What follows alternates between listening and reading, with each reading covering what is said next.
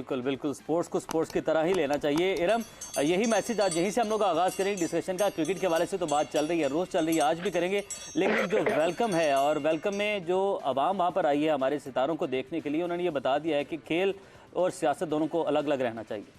बिल्कुल जी, यही बात हम हमेशा करते हैं। जिस तरह से लोगों का जोश था, देखें क्रिकेट के दीवाने हैं ये सब, वो चाहे किसी भी मुल्क में हो, और बाबर आजम के दीवाने हैं, लाजमी बात है ओडीआई नंबर 1 बैटर हैं वो। जिस तरह से लोगों ने वहाँ पे इस्तकबाल किया, मुझे लगता है इंडिया के अलावा अगर किसी भी एशियन किसी भी कंट्री में जाए तो वहाँ के लोग इसी तरह ही क्रिकेट के दीवाने और इसी तरह ही इस्तकबाल करेंगे। बिल्कुल, ये जो सियासत है ये क्रिकेट से बिल्कुल अलग रखनी चाहिए। अब इसका ये मतलब नहीं कि जो क्रिकेट का जब मैच होगा इंडिया पाकिस्तान का तो वो भी बिल्कुल फ्रेंडली माहौल में होगा, तब ऐसा नहीं है। तब आपको एक हीट नजर आएगी अंदर, वो जो एक मजा आएगा ना, उसका एक मजा, उसका भी एक अपना मजा होगा कि जब तक वो ना हो तो क्रिकेट वो मैच देखने का मजा नहीं आएगा। लेकिन वेरी नाइस, बहुत अच्छा लगा है लोगों को इस तरह से इस्तकबाल करते देख। बिल्कुल हाफिज, आप बताइएगा इस हवाले से जो वेलकम है, पहले इस पर कमेंट में सबके ले लेता हूँ, फिर हम आगे बढ़ते हैं, क्रिकेट के ऊपर आते हैं। कितना ज़बरदस्त था और कितना अच्छा लगा ये मनाजिर जो देखे, सबने देखे हैं, पूरी दुनिया में जहाँ जहाँ क्रिकेट के फैंस हैं उन सबने देखे, ये मनाजिर कितने ज़बरदस्त थे।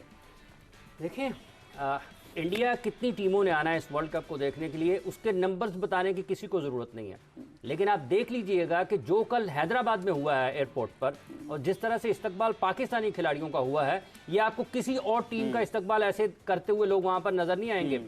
ये पाकिस्तान की क्रिकेट की यही उनका हुस्न है, यही उनकी हकीकत है, यही उनकी दिलकशी है। लोग उनकी तरफ खिंचे चले जाते हैं। आप हालात देखें कि 2016 के बाद पाकिस्तान की टीम अब भारत का दौरा कर रही है और इस टीम में दुनिया के बेहतरीन खिलाड़ी मौजूद हैं और ये अभी तक भारतीय सरजमीन पर खेले नहीं हैं। उसके बावजूद उनकी आप जो पसंदीदगी है, जो मकबूलियत है, उसका ये आलम है कि लोग अपने काम छोड़कर बाबर बाबर, शाहीन शाहीन, हारिस हारिस, शादाब शादाब के नारे लगा रहे हैं, आवाज़ें लगा रहे हैं। तो ये दुनिया को पैगाम दे रहे हैं। और ये जिस तरह से मुश्ताक भाई ने कहा है कि सियासत नहीं होनी चाहिए, 1999 का दौरा याद होगा मुशीब भाई को, जब पाकिस्तान की टीम वहाँ पर गई थी, किस मुश्किल हालात में गई थी, लेकिन क्राउड किस तरीके से आता है। तो ये दुनिया के लिए एक पैगाम है और उन तमाम लोगों के लिए पैगाम है जो पाकिस्तान और भारत की क्रिकेट के हवाले से बिलखुसूस एक ख़ास नज़रिया रखते हैं। उनकी ये सोच है, जिस तरीके से यहाँ से जाने से पहले जो हालात थे और जब पाकिस्तान के खिलाड़ियों ने हैदराबाद में भारत की सरजमीन पर कदम रखे हैं,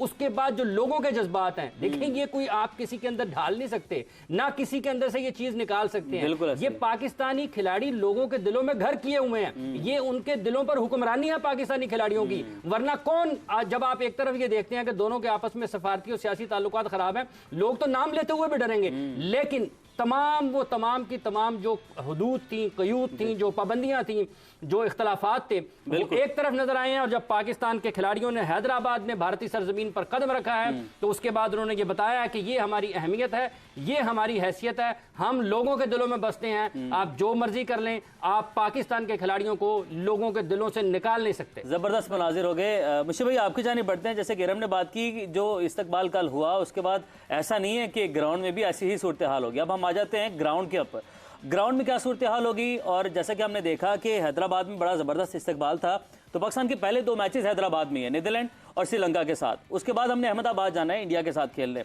तो इसका मतलब है कि हैदराबाद में तुम्हें फ़ैन सपोर्ट मिलने वाली है। कि वो जो खदशा था कि फ़ैन सपोर्ट नहीं होगी, पाकिस्तानी फ़ैन्स के वीज़ा है उसका मसला चल रहा है अभी, तो वो तमाम मसाइल अब एक तरफ रह गए, हमें सपोर्ट तो मिलने वाली है, तो एक अच्छा साइन है हमारे लिए।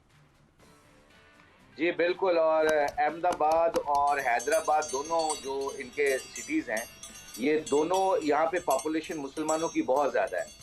और इसी वजह से आप देखेंगे जितने भी एयरपोर्ट से लेके, और जब आप देखिएगा होटल के बाहर, अब हमारा किसी नुमाइंदे ने, हमारे जो ख्वाजा ने अगर ये कवर किया, अगर कोई किसी ने भी कवर किया, तो आप देखिएगा कि मैं पूरी रात लोगों को होटल के बाहर खड़े होके देखा है कि वो अपने हीरोज का एक दफा दीदार कर सके।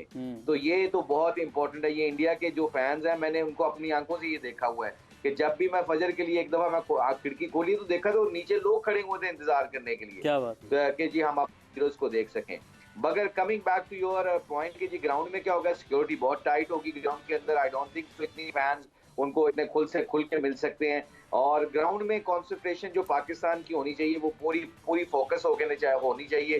हमने तो एक दफा ये भी प्रैक्टिस की थी जब मैं इंग्लैंड की टीम के साथ था, तो हमने एज ए मैनेजमेंट ये डिसाइड किया था कि आपने जो ग्राउंड के अंदर जब आप प्रैक्टिस कर रहे होते हैं तो जब फील्डिंग कर रहे होते हैं ना, फील्डिंग सेशन के दरमियान बाउंड्री के ऊपर आप एक डेक लगा दें, एक कोई ऐसी आवाज लगा दें जिसके ऊपर आपको हुटिंग हो रही हो, ताकि जब आपके पास कैच हो बाउंड्री के ऊपर या बॉल आपके पास बाउंड्री के ऊपर आए तो पीछे से आपको आवाजें आनी चाहिए कि जी आप कैच छोड़ दोगे या कोई इस तरह की आवाजें, ताकि आप मैच जाने से पहले यूज टू हो जाए। ये छोटी सी चीज है मगर ये आपकी मसल मेमोरी को तगड़ा कर देती है, आप डिस्ट्रैक्शन में नहीं रहते, आप बॉल के ऊपर ज्यादा फोकस करते हो। ये छोटी छोटी चीजें पाकिस्तान की मैनेजमेंट को जल्दी करनी चाहिए ताकि वो हमारे प्लेयर जब बाउंड्री के ऊपर फील्डिंग करें, क्योंकि बहुत ज्यादा इंडियंस होने हैं, उन्होंने बहुत ज्यादा प्रेशर क्रिएट करना है, तो उसका सबसे बेहतरीन हाल ये है कि प्रैक्टिस में ये प्रैक्टिस कर लें।